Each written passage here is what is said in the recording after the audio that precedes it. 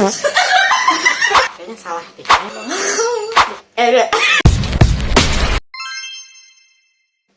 Menurut Glock, dalam Hayat 1980 mendefinisikan bahwa pengalaman keberagamaan adalah suatu perasaan, persepsi, atau sensasi yang dialami oleh seseorang dan didefinisikan oleh suatu kelompok atau masyarakat sebagai suatu bentuk komunikasi dengan esensi ketuhanan. Stark dalam Dane 2011 mengemukakan mengenai konsep taksonomi dalam pengalaman keberagamaan terdapat dalam 4 tipe. Yang pertama adalah tipe confirming. Dalam tipe ini, kesadaran seseorang akan kehadiran sesuatu yang bersifat ketuhanan secara tiba-tiba merasakan bahwa keyakinannya adalah benar. Contohnya,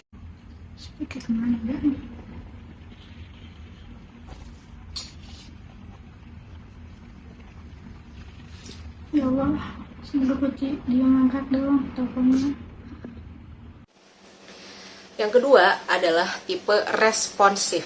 dalam tipe responsif, seseorang tidak hanya menyadari adanya kehadiran sesuatu yang bersifat ketuhanan saja, tapi juga merasakan bahwa Tuhan mengabulkan doanya.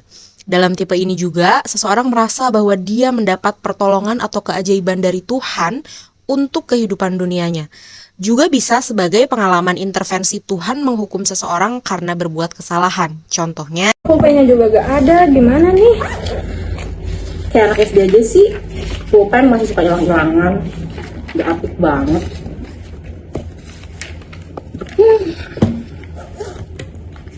Wah, pulpen aku juga gak ada Yang ketiga adalah tipe eksaktik.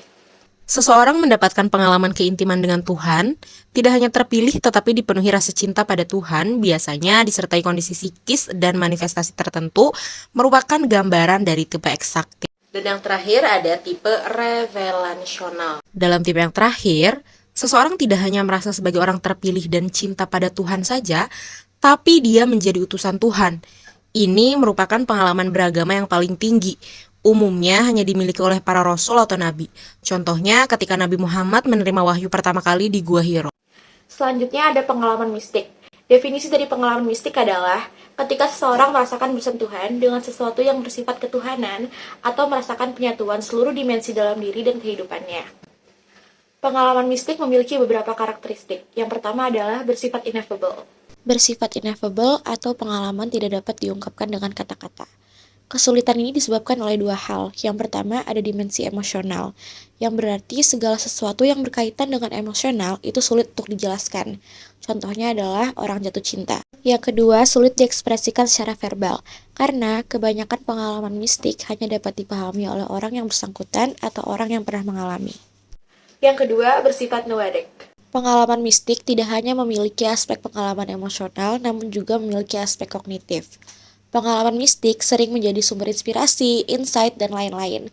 Kalau dalam Islam dikenal sebagai ilmu laduni, yaitu ilmu yang diperoleh tidak melalui metode belajar secara kognitif, namun melalui intuisi yang muncul bersama dengan pengalaman mistik.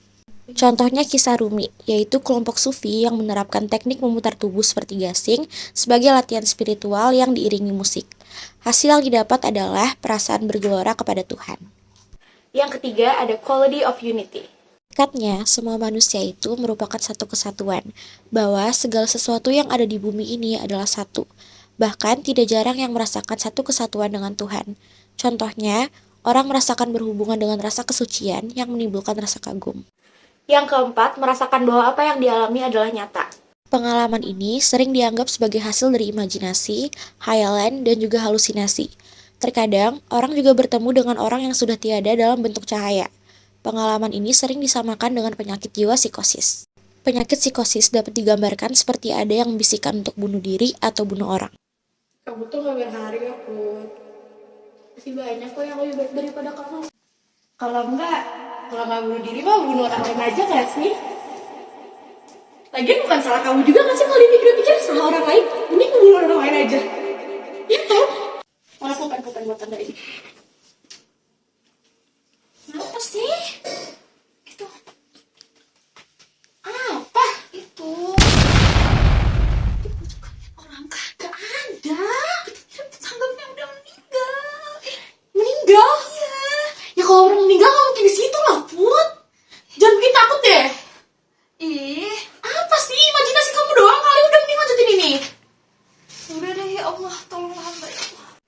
Yang kelima ada timelessness atau spacelessness. Timelessness atau spacelessness adalah ketika seseorang merasa dia berada di alam lain yang berbeda dengan alam nyata di dunia, pengalaman memasuki kehidupan masa lalu, atau mendapatkan pemahaman tentang sesuatu yang akan terjadi di masa depan. Yang keenam, berkualitas paradoksal. Berkualitas paradoksal adalah ketika seseorang semakin berusaha mendekatkan diri kepada Tuhan, justru ia semakin jauh dengan Tuhan.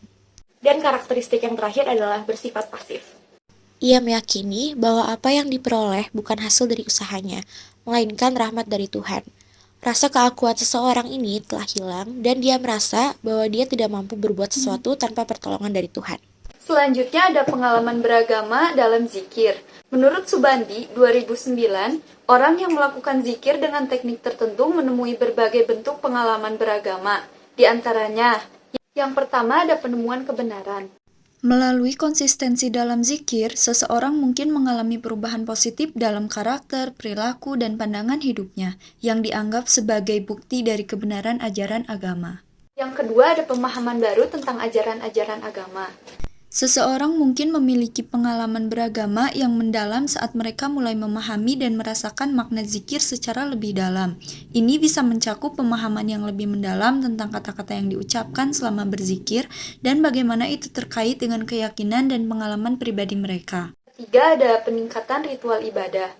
Pengulangan kalimat zikir membantu seseorang memusatkan perhatian kepada Allah dan memasuki sholat dengan hati yang lebih khusyuk, serta meningkatkan kualitas ibadah. Subhanallah, subhanallah, subhanallah, subhanallah, alhamdulillah, alhamdulillah, alhamdulillah.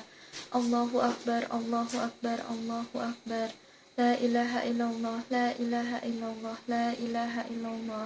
Yang keempat ada pengalaman ineffable. Seseorang mungkin merasakan kedamaian dan ketenangan yang luar biasa, melampaui pemahaman konvensional tentang ketenangan. Ini bisa mencakup perasaan damai yang sulit dijelaskan karena sifatnya yang begitu mendalam dan abstrak.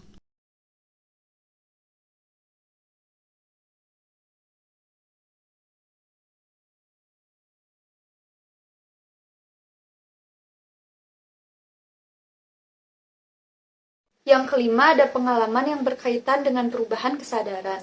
Zikir kadang-kadang dapat membawa seseorang ke dalam kesadaran yang berubah. Hal ini dapat mencakup pengalaman perasaan berada di luar tubuh atau terhubung dengan dimensi spiritual yang berbeda. Yang keenam mendapat petunjuk dari Tuhan.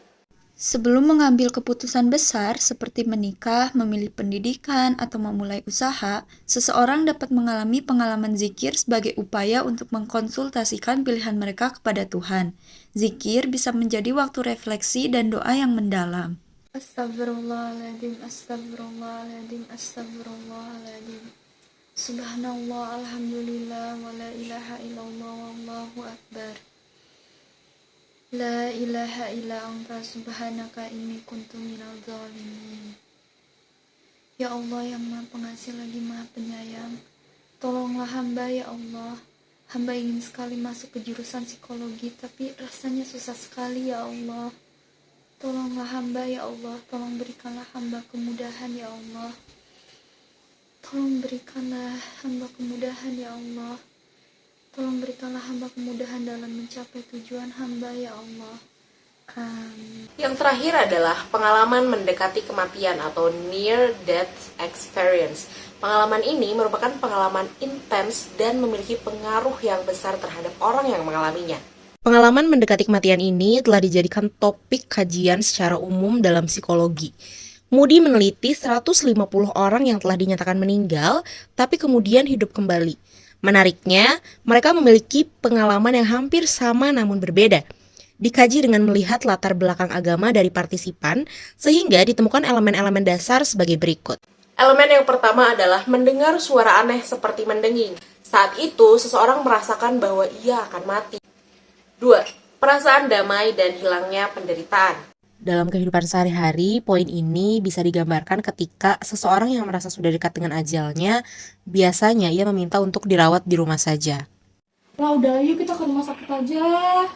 Ya bisa di rumah aja. Yang ketiga adalah perasaan keluar dari tubuh. Seseorang merasakan sensasi naik dan mengambang di udara di atas tubuh mereka yang masih dikelilingi oleh orang-orang di sekitarnya. Orang tersebut melihat semua kejadian itu dari atas, seperti menonton dengan perasaan nyaman. Mereka merasa berada dalam tubuh spiritual yang tampaknya seperti medan energi yang hidup. Kadang orang tersebut berusaha berkomunikasi dengan orang-orang yang ada di sekitarnya, tetapi mereka tidak memberikan respons, sehingga orang yang mati mengetahui bahwa ternyata dia sudah tidak hidup lagi.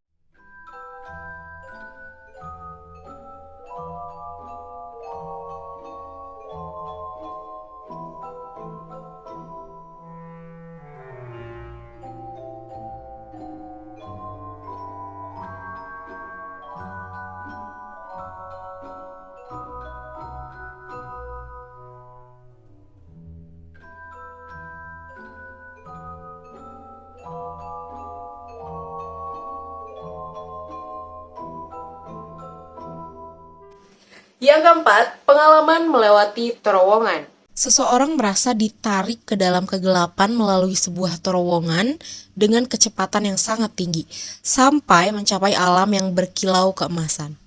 5. Pengalaman naik ke atas langit. Seseorang merasa dirinya naik ke atas langit dan mampu melihat bumi dan alam semesta seperti halnya astronot. Elemen yang keenam adalah perasaan bertemu dengan orang-orang dalam bentuk cahaya. Seseorang itu biasanya melihat orang yang dilihat itu adalah yang ia kenal semasa hidupnya, seperti anggota keluarga atau teman yang sudah meninggal lebih dulu. Ini seperti mengucapkan selamat datang kepada orang yang akan meninggal.